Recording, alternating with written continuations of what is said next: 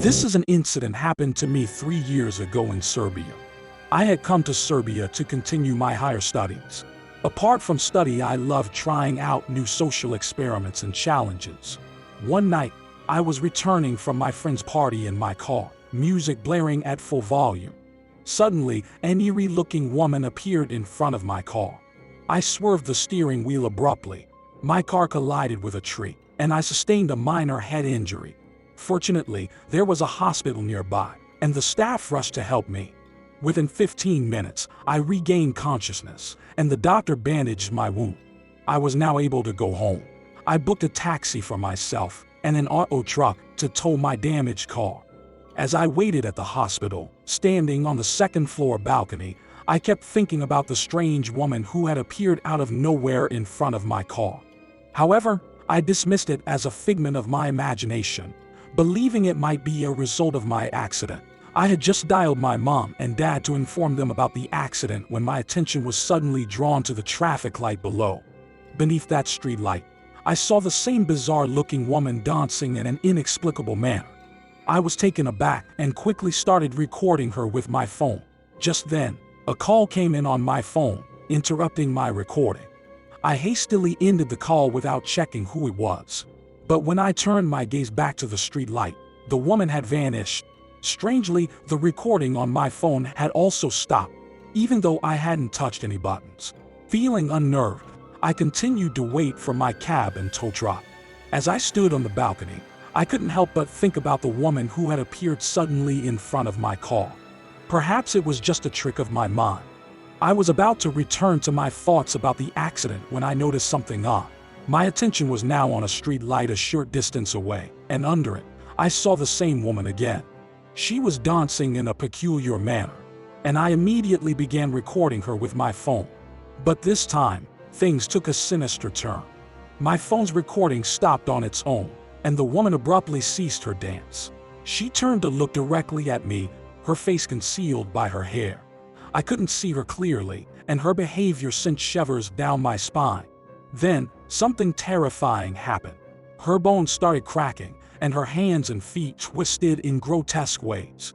Suddenly, she turned her face towards me, and I burst into nervous laughter, unable to contain my fear. Her face was distorted and horrifying. She started walking slowly towards me, her gait unnaturally awkward. I was paralyzed with fear as I watched her approach.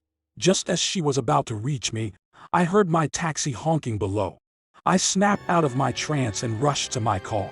As I glanced in the rearview mirror, I could see her still staring at me from the road. Her gaze sent a chill down my spine, but I didn't stop the car.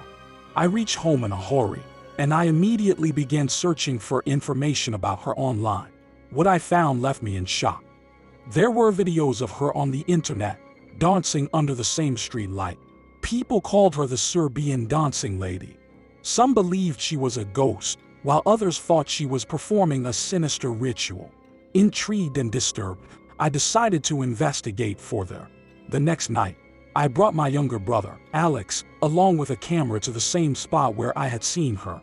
Around midnight, we positioned ourselves a little distance from the street light and began recording. For a while, nothing unusual happened. But then, just as before, she appeared and started dancing. This time, I was prepared. I recorded her every move, trying to capture every detail. But as she danced, her hair covered her face, making it impossible to see her features clearly. Suddenly, she stopped dancing and turned to face us. I gasped in horror as I saw her face. It was contorted and terrifying. She slowly began to approach us, and I realized she was holding a knife in her hand. I screamed at Alex to run, and we both sprinted back to the car. We drove away as fast as we could, leaving the Serbian Dancing Lady behind. In the days that followed, I couldn't get her out of my mind. I became obsessed with finding out more about her, and the incident had a profound impact on my life. One night, as I was driving back home, I was involved in a terrible accident. It happened at the same spot where I had seen the Serbian Dancing Lady. My car crashed, and I was critically injured. I later learned that Alex had also experienced strange and disturbing episodes, often leaving his house at night to dance on the streets, just like the Serbian Dancing Lady.